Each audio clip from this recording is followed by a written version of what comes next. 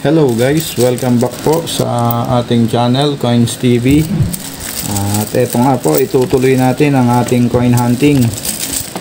Meron po tayong apat na balot ng 1 peso NGC to guys, at saka BSP halo. Apat, so dalawa lang ang ating bubuksan guys. Bali 6 to, 10 pesos po bawat isa nito.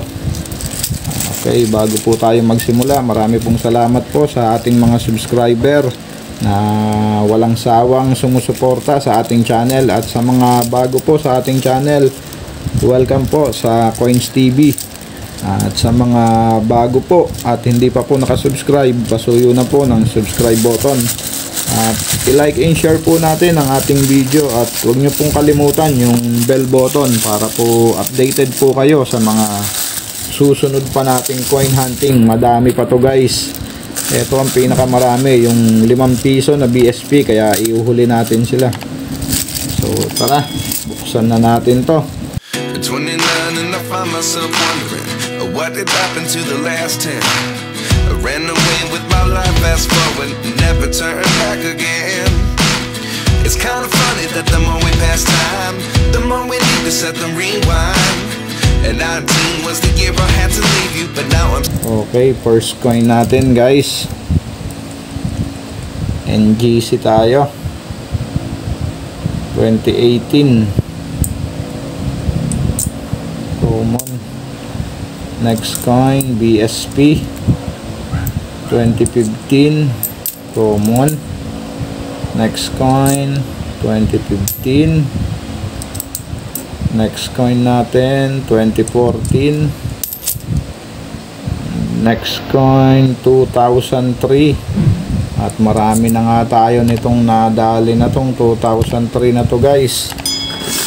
Kapag magnetic to guys, ikikip natin to kung ito ay magnetic. So tignan po natin kung didikit siya sa magnet. Yun na nga, magnetic guys. So ikikip natin to. Okay, proceed po tayo. Next coin, year 2013 common. Next coin 2015 common. Next coin 2010. Okay, NGC naman 2018 common. Eto siguradong non-magnetic to guys. Kala ko na-magnet siya. Tingnan po natin kung ano to. At ayun na nga, 1995. So wala na, pangit na ang condition nito guys. Yan na natin siya dyan sa sirkulasyon, at may corrosion naman tong isa. Butas na siya dito guys. Common lang yan. Next coin 2015 Scotch tape pala yun. Okay, next coin 2011 common. Next coin NGC 2019 common. Next coin 2010. Next coin natin NGC 2018 common. Next coin 2018 ulit. Upper mint mark ang pwede natin kunin dun sa NGC 1 peso 2018 na upper mint mark ang pwede nating i-keep dito. At nakakuha na rin tayo nun guys, year 2018 na upper mint mark na mahirap na ring hanapin sa panahon natin na to ngayon. Kaya swerte na lang din pag nakadali nun. Okay, next coin NGC pa rin, year 2018 common. Next coin 2018 common. Next coin 2010 common. Next coin 2015. Napakaganda ng condition nito guys, oh. Halos AU pa to, walang kagas-gas-gas-gas pa ba. Kaya lang siya ay common. Okay, next coin 2018 common. At ang ating last coin sa ating first batch 2017, yun, wala tayong nakuha. Proceed na po tayo sa ating second batch.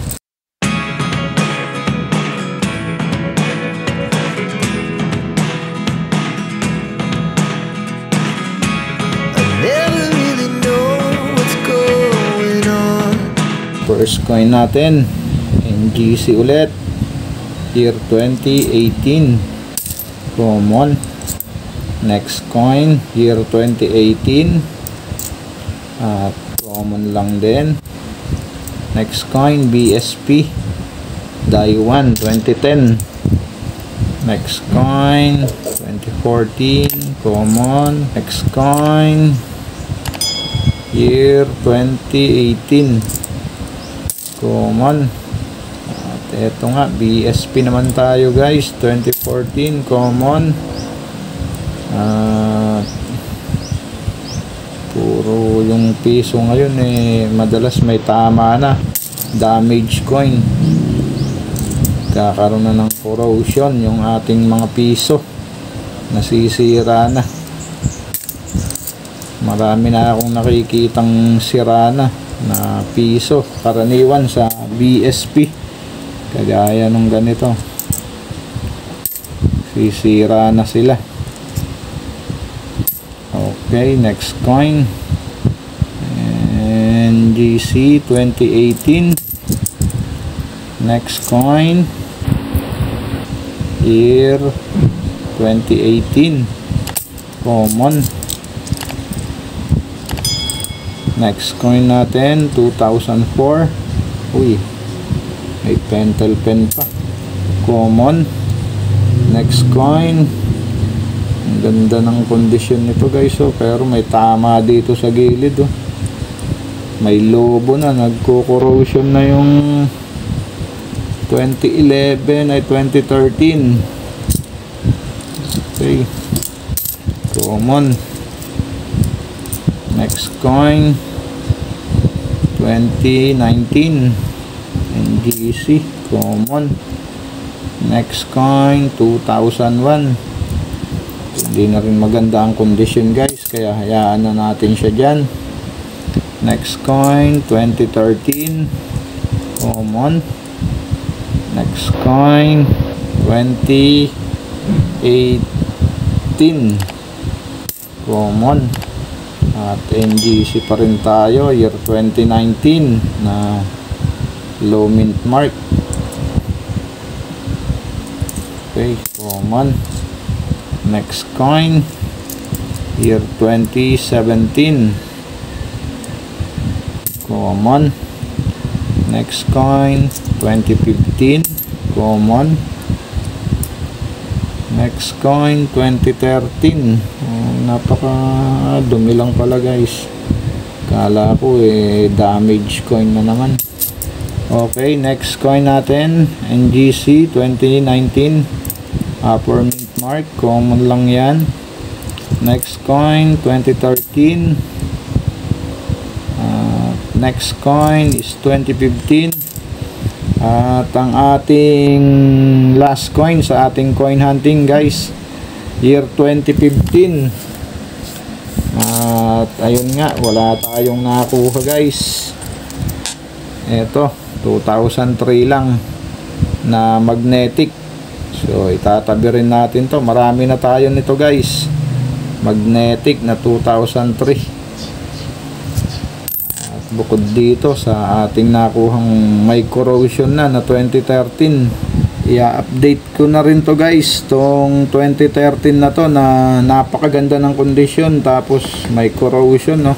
Po natin sa Numista ang current price appraisal nito at ang percentage sa Numista.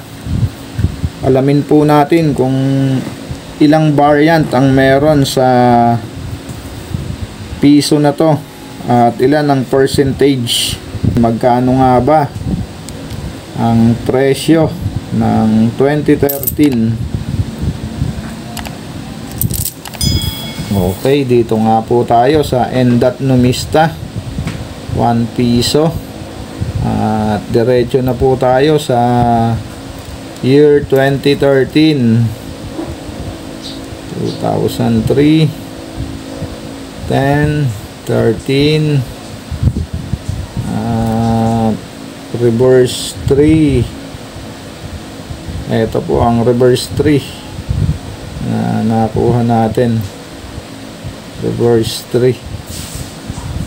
Okay, common ang ating nakuha. So ang 2013 guys ay may dalawang klase. Yung isa po na hard to find ay bold letters at reverse 3 frosted. Dalawang klase ang 2013, parehas reverse 3. At ang ating nakuha ay may 24% na percentage guys. Sa good at very good po ay 6 pesos at 90 centavos. At sa fine at very fine po ay 9 pesos. At sa extra fine 17 pesos. AU condition same lang sila, 17 pesos. At sa uncirculated ay 30 pesos. So ayan guys, yan ang presyo ng ating nakuha na common. May corrosion pa oh. Ang laki ng nakabukol. So ang magandang ma-hunt natin guys ay itong reverse 3 na frosted, 0.7%. Okay, yun lamang guys. Maraming salamat po ulit sa inyong pagsama. At sana po ay patuloy niyong suportahan ang aking channel. Maraming salamat po sa mga subscribers, sa mga senior citizens at sa mga OFW na ating viewers at maging sa ibang bansa na viewers natin. Okay, yun lamang. Maraming salamat po. Keep safe always and God bless.